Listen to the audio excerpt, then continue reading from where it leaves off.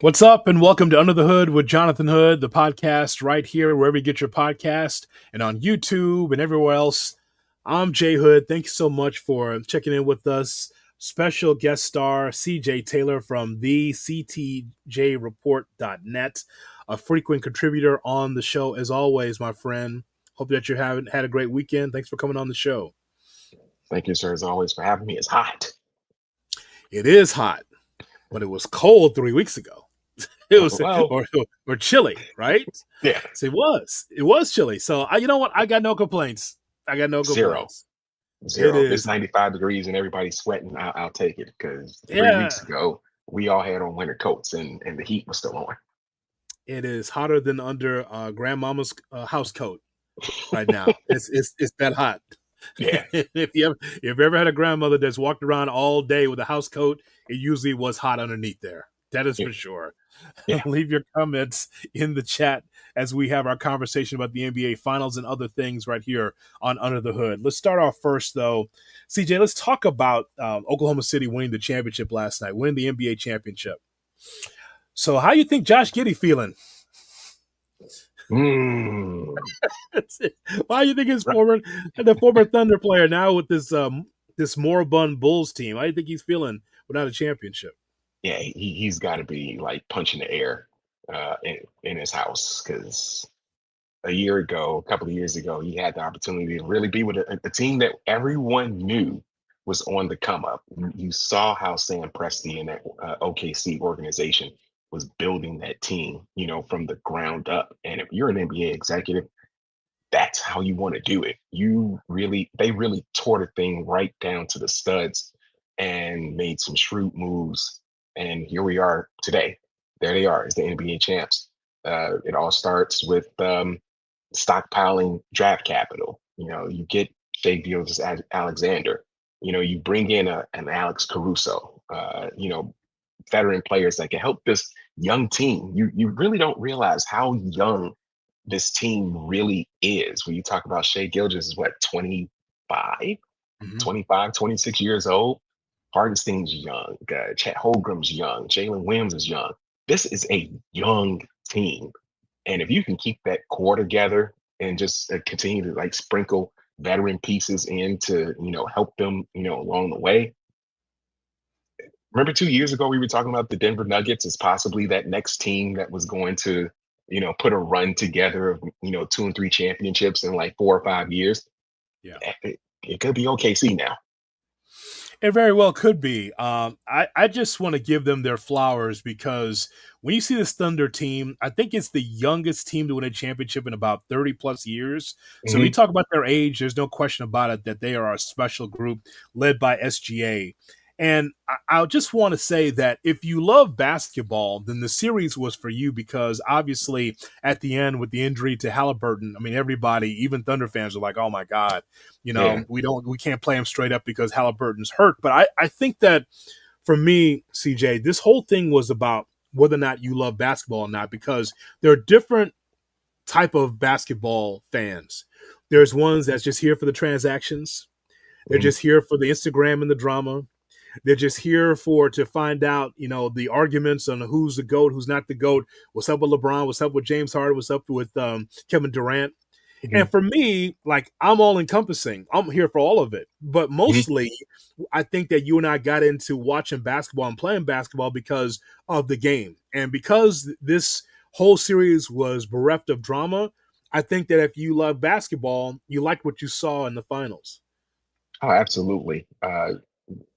It was funny after game one, there were a couple of reports. It was like this was the lowest rated game one since, I don't know, 2000 or something like that. And I listened to none of it because what we saw in that game one? We saw some excellent basketball being played by two teams. You saw Oklahoma City really come out and try to establish and impose their will, only for Indiana to just walk them right down in Mhm. that second half and then have Halliburton hit that game winning shot, to steal game one. If you're a basketball fan, this series, like you said, this series was for us. This is for the basketball fan who watches it for the sport. And you really got to see two well coached teams, two different styles, kind of clash and what became, an epic game series, save for, Halliburton's injury in Game 7. But this is what you wanted. You wanted the back and forth. The question I kept asking myself was, Indiana's, getting off to these slow starts in every single game, and they keep having to, try to walk a team down. And each and every time they did it. Hmm. And even without Halliburton, they had the chance to do it again in Game 7. It just fell a little short. But you have to love, just the way Indiana played tenacious defense, all throughout this playoffs, opposite an OKC team. While they put up, the most points in the NBA, we saw through this series, there were moments where they went through lulls offensively, allowing Indiana to, get back into the game if they built a certain amount, a certain lead. It was great for me to watch. I mean, that was an NBA Finals I'm just interested in, and haven't necessarily been that interested in a series in quite some time. I'm just happy for the league only in this regard that the league is not just about, and I wish it was, about Chicago, Los Angeles, New York, Hmm. Dallas. It's not about big markets because when we take a look at the NFL, when we talk about the NFL, when we have discussions about the NFL, we don't say, well, that's small market New Orleans or that's small Hmm. market Jacksonville. We don't say that because Yeah. it's just football. And the same thing with basketball. These are emerging stars. Hmm. And I think that we got a superstar now for sure in the making in SGA as he wins the MVP. But take a look at where we have been with the championships as of late.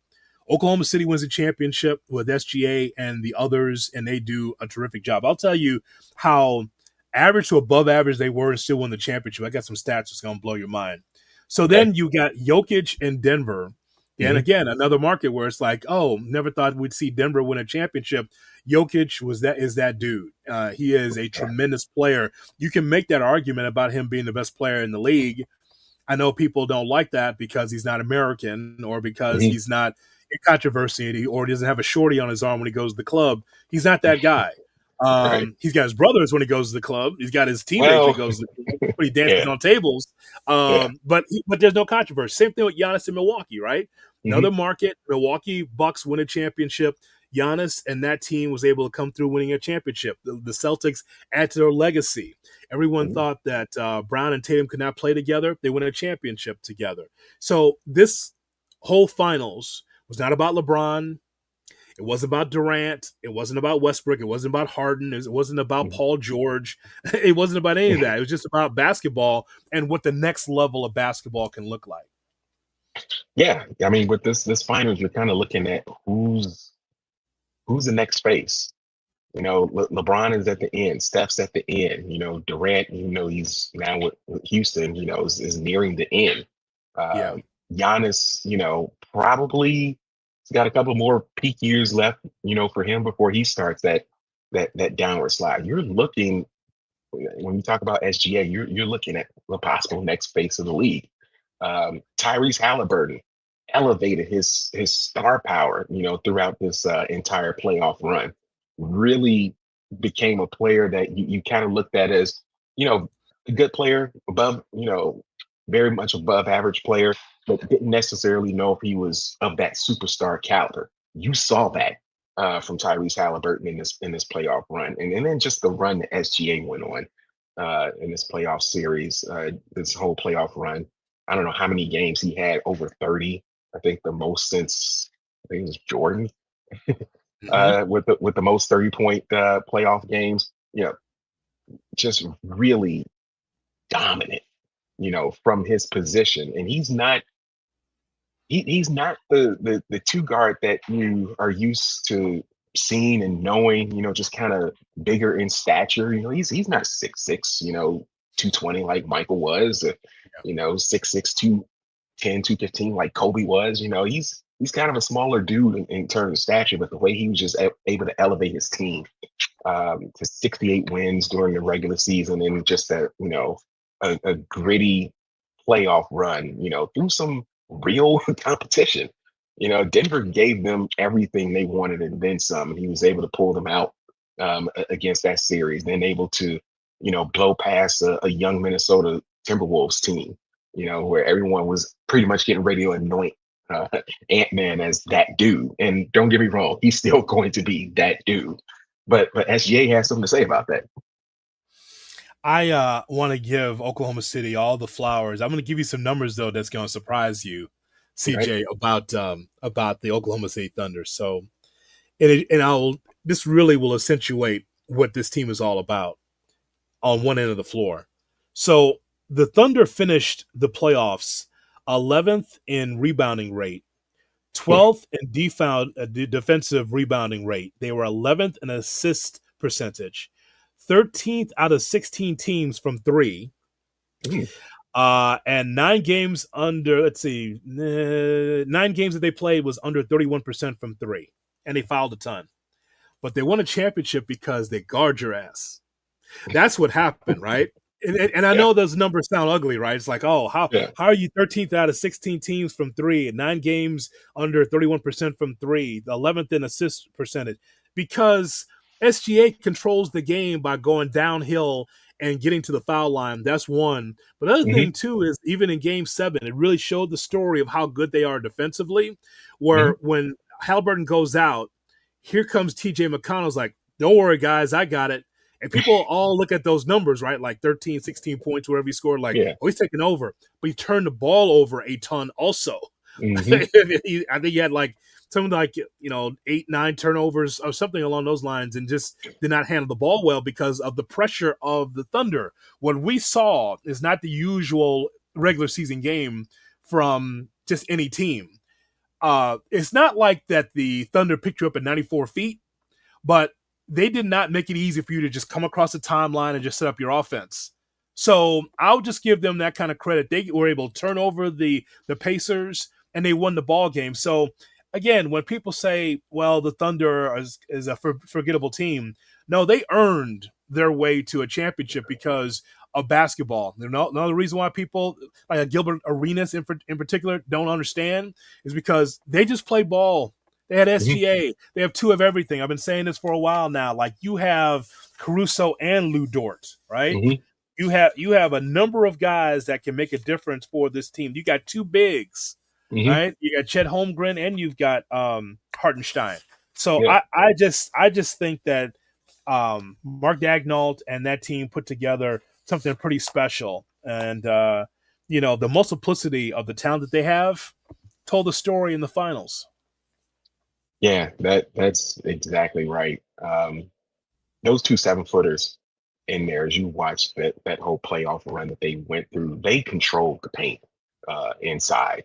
A lot of teams had problems really trying to get to the basket with those two up under the rim. Because it was getting swatted back. Or they were changing shots. Which then led to easy opportunities for Oklahoma City to get easy baskets. When you talk about how to construct a team, Mm-hmm. we've long had this thing of, for the past 20 some odd years, oh, you got to have two superstars or three superstars and then a bunch of role players. But we've seen now, especially with this past, 6, 7 year run, that if you've got that one superstar and then that complement of players, two players that are really good at this, two players that are really good at that, and can come together and gel, you can win championships. Ask Toronto, ask Oklahoma City, ask Milwaukee. This is, I think we're trying to get to the new phase of the NBA where Mm-hmm. we're getting away from, oh, let's link up, let's get this superstar and that superstar, and let's, link up and try to win a championship. No, let's actually build a team, where you have a superstar player or an emerging superstar and see if you can build around that person. Because that's how it was, before the whole super team thing. You had Yeah. a superstar. You were lucky if you had two, especially back in the 80s where you talk about Magic and Kareem and some of the other teams, Larry Bird and Kevin McHale, Michael and Scotty, that was the thing. And then it became the super team thing. And now I think we're getting back to the essence of what you talked about, basketball. Kobe handed LeBron the torch, Hmm. and LeBron dropped the torch and stomped on it. Kind of did in a lot of ways, right? Meaning that Yeah. Kobe was like, okay, if Shaq's going to be my guy, okay, we'll work together, we'll win championships. But Kobe did not win with a super team. He teamed with a Hall of Fame center. And Hmm. LeBron was like, "Yeah, that's cool, but I'm from the AAU, time and space, and so like I want to have as many great players around me so we can win a championship easier, and that's fine." But ask Charles Barkley what that was like. I know Charles doesn't want to talk about that anymore because he doesn't want to talk about his time with the Rockets, Yeah, or the Suns as he right. tried to win a championship after his time with Philly. But the same thing. Like today, it's about finding that centerpiece and then finding role players that is good with being Robin and being Hmm. Catwoman and being Alfred. Like Hmm. it's so that's how those championships. That's the ones that we watch as on a regular basis. The centerpiece for a team and guys that will just fall in line and just want to win a championship. As we talk about the finals, I'll leave your comments by the way as we continue our conversation about the finals. We'll talk about the Bulls in just a moment. But I just want to just I know I did a couple of videos on Under the Hood last night after the finals, and I just want to just take this time to tell you that, watching the Pacers, everything they went through to be able to get to the finals, I know that that's Hmm. heartbreaking for Indianapolis and for Pacer fans, especially when you felt like, okay, Game 7, hostile environment. If we get anything from Tyrese Halliburton and we play our game, we can come. We're not going to get blown out, but we're going to be competitive against the Thunder, even on the road. Yeah. And to see Tyrese Halliburton go down the way he did, as we saw Damian Lillard go down, as we Hmm. saw Jason Tatum go down, CJ, these injuries that are happening, these Achilles injuries to young players, this used to be an old man injury. If you were up in age, it's like, can't make it anymore. He's up in his 30s. He's almost washed, whatever. He's almost done. But for this to happen with young people, this is really disheartening. And I couldn't have felt worse for Tyrese Halliburton, who was cooking, right?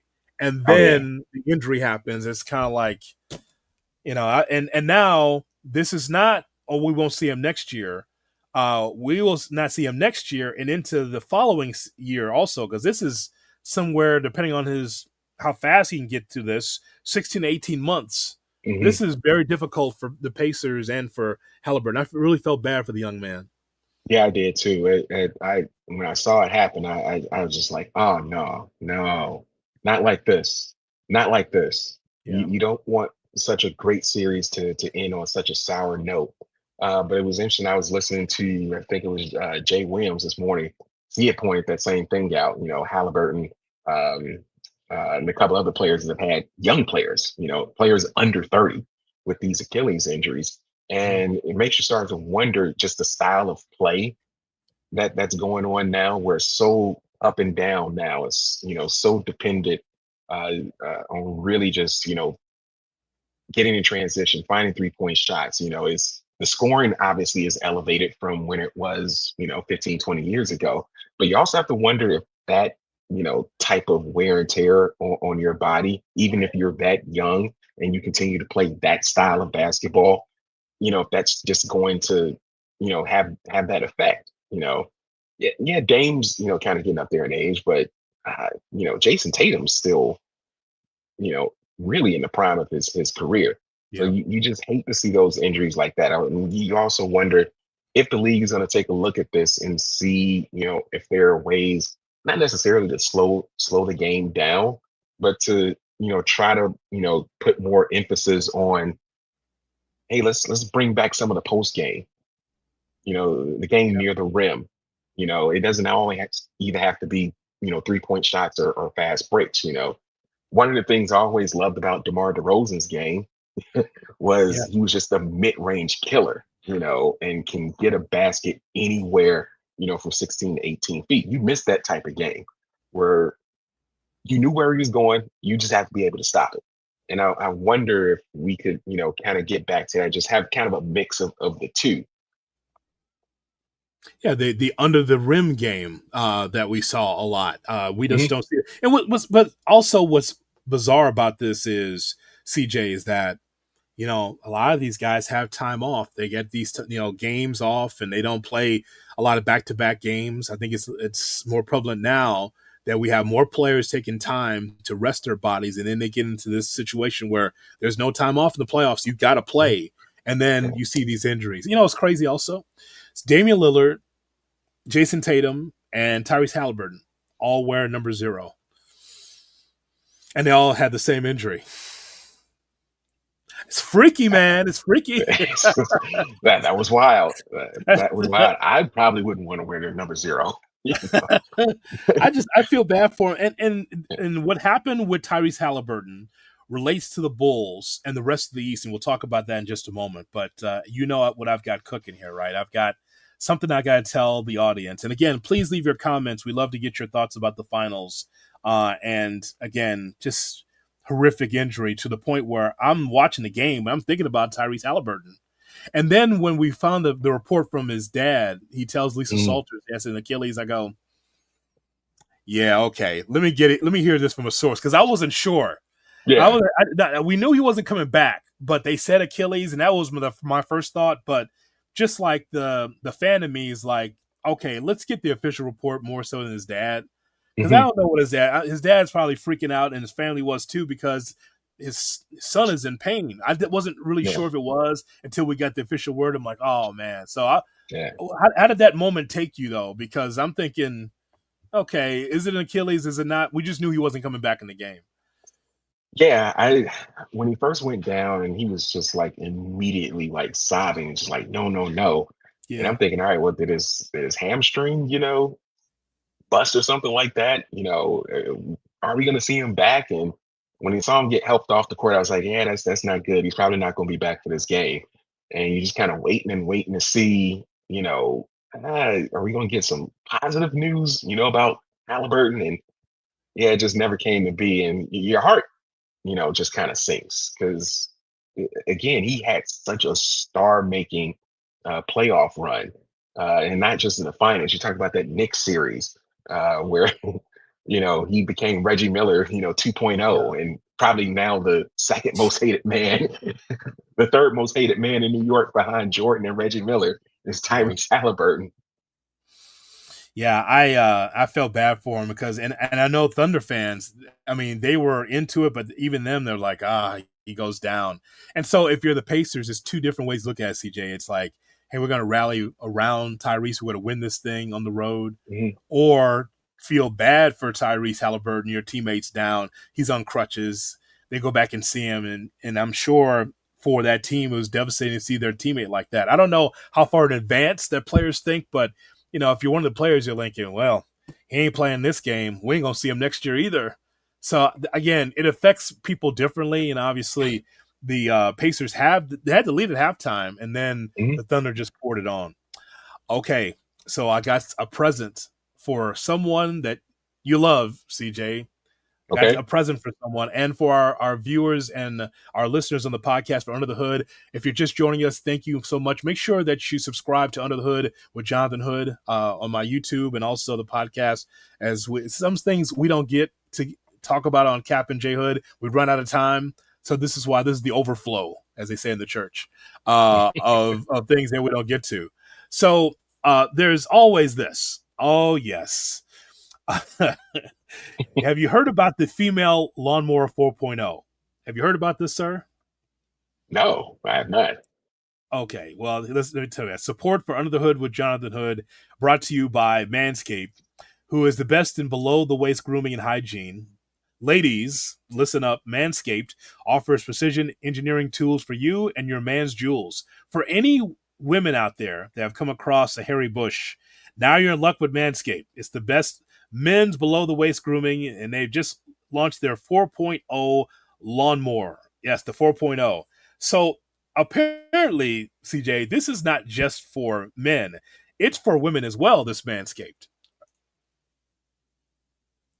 Ladies, How about so, we got something for you now.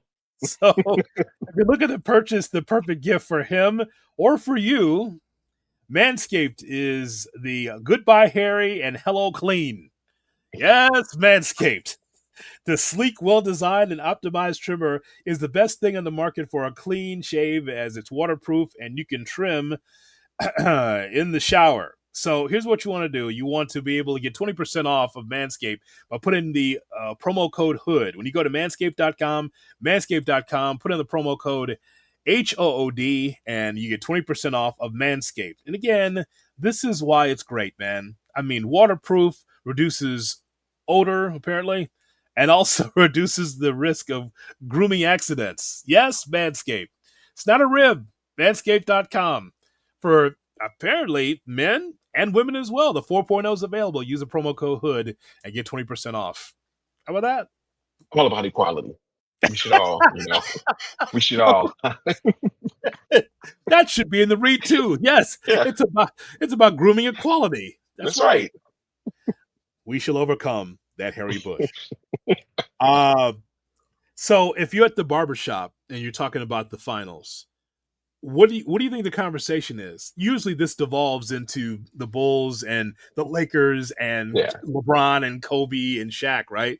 So what happens at the barbershop if they're talking about these finals? Here's the first thing I hear. I would hear, SGA's nice. What's the next thing that people say at the barbershop about these finals? You know, it's yeah, it'll probably devolve into LeBron Jordan, who's the GOAT. But you really Oh. should you really should be talking about both of these two teams Mhm.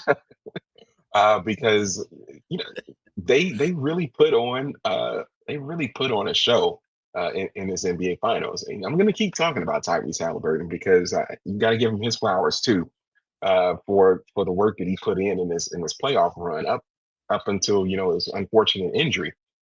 You guys talk about Jalen Williams. Yeah. He's a young star, on the rise that's been able to complement SGA, really well. And those two have kind of become a really nice duo for years to come in OKC. On the Indiana side, Pascal Siakam, you know, really stepped up and had some big games for the Pacers when, Tyrese, shooting was a little off on some games. He was able to step up. There are some things to talk about, with both teams. They both play aggressive on the defensive end. And that was just the part I really liked seeing. It was just how both of them went after each other. Uh, There was just a lot of things, a lot of X's and O's. And that's why I said this series was about the basketball fan, just Yeah. being able to really like get into the weeds of what this series was about. That's what you should be talking about in the barbershop and what's to come. Can OKC turn this actually into, something of a dynasty? Can they win a couple of more titles in the next 3, 4, 5 years? Will Indiana be able to, bounce back? Like you said, Halliburton out for, 16 to 18 months. Can they survive and hold on till he gets back and try to rebuild again. So the last topic we have here on Under the Hood with Jonathan Hood, and again, leave your comments. We'll be glad to read your comments toward the end of our broadcast here. Is about the Bulls. I want to save them for last because I know I've been getting messages on YouTube Under the Hood, and make sure you like, share, and subscribe what we're doing here on YouTube. But I've been getting messages about watching the finals, and they say, "Well, Hoodie, what's going to happen with the Bulls? How can the Bulls get to where the Pacers were?" And my answer to everyone that's asking me that question is you can't. You can't get there because Arturas Karnisovas and Mark Eversley run the Bulls. And you cannot get to where the Pacers got to without talent. And when you sit on your hands for several years and not pick up the phone and make any deals to make your team better, you're not getting better. So as much as the Bull fan says, hey, if the Pacers could do it, so can no, you can't. Not with that front office and not with that ownership. So, but I just want to just tell you how shitty that is because of the injury to Tatum, for instance, with the Celtics. The Celtics more than likely will not be winning the championship this upcoming season next year, CJ. Mhm, But they're still going to be in the mix, right? They'll be a top mhm, team in the East. The Knicks don't have a head coach, but they have enough talent to be able to get into the top 8 again. Whoever the next head coach is going to be, they will fall short, but they won't win the championship. But at least they have an opportunity, the Knicks. The Pacers are going to take a step back because Tyrese mhm, Halliburton's not there. The Cavs will have something to say. They had 64 wins, 18 losses last year. They will be in the top 8. Magic will be better. Pistons will be mhm, better. mhm. Giannis apparently staying with Milwaukee. They'll be better. And so you say, well, because of the injuries, the Bulls should be able to move up from 10, where they were, how they finished this past season. And they still, even with the Heat not really doing much, they still feel like ninth or 10th down there with the Hawks and the Sixers and teams Hmm. like that. That's what it feels like.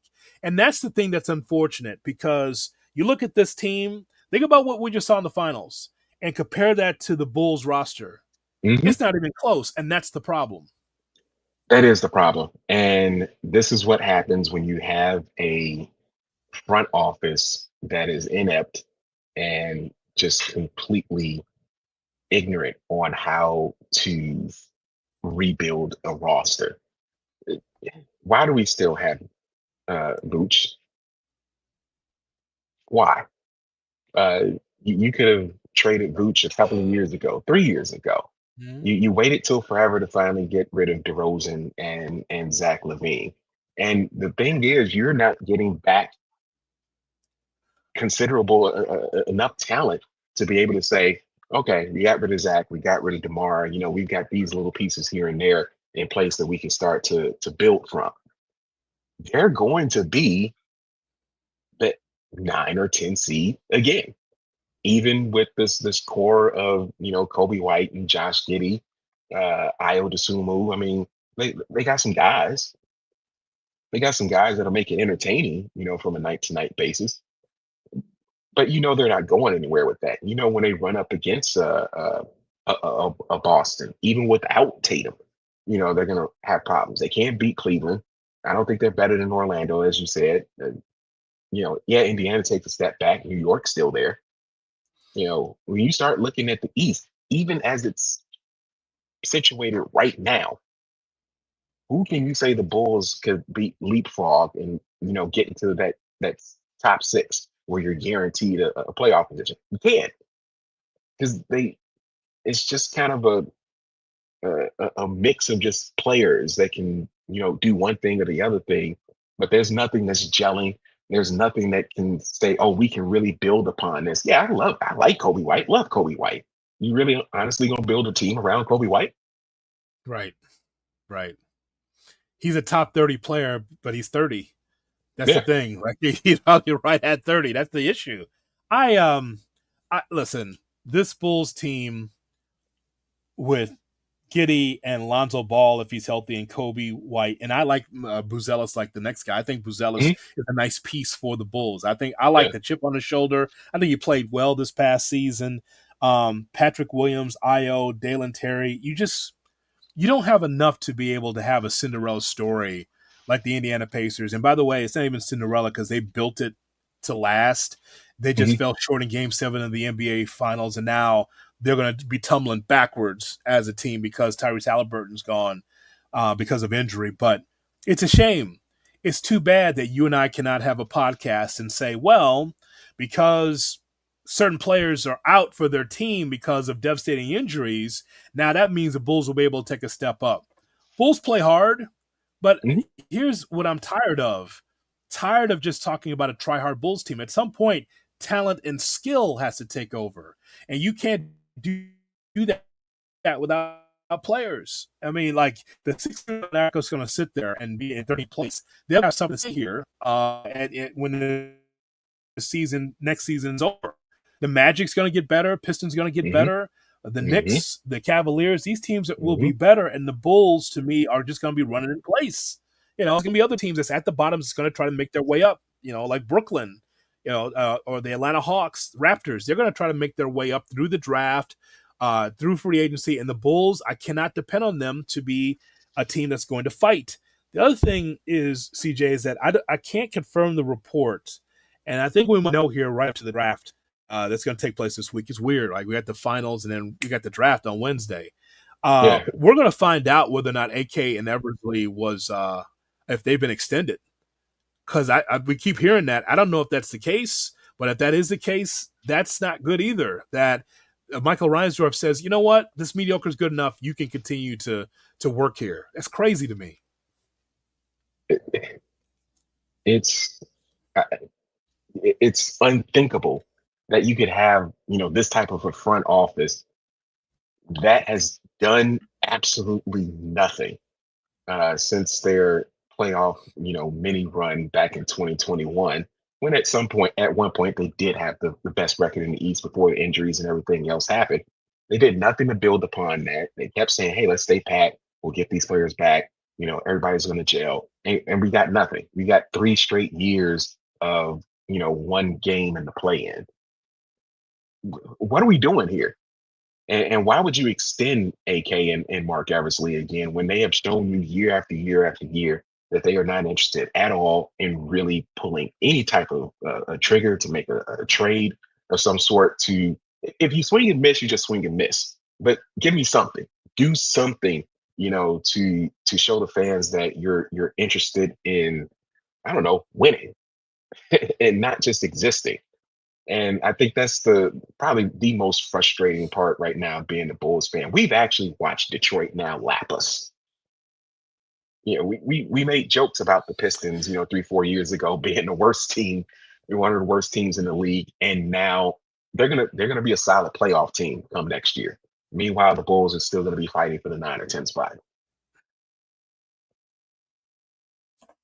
So when you write at the ctjreport.net about this upcoming draft and about the Bulls, and you compare this to what's happening here with the rest of the NBA in the East, it's like, the Bulls have not shown the ability to get better as a franchise, as a team. And so it is what it is. So I'm looking forward to the draft, not necessarily for the Bulls, but to see how everything lines up, and then see what's going to happen in free agency. On Cap and Jay Hood, our morning show on ESPN 1000 and on the ESPN Chicago app, we're going to talk to Joe Cowley from the Sun Times, because he's got his pulse on what's happening with the team. We're going to find out what's actually going on behind the scenes with the Chicago Bulls. So we're going to talk to him this week before the draft, but yeah, I am not optimistic. So we appreciate you guys checking out the podcast, and of course on YouTube as well, youtube.com.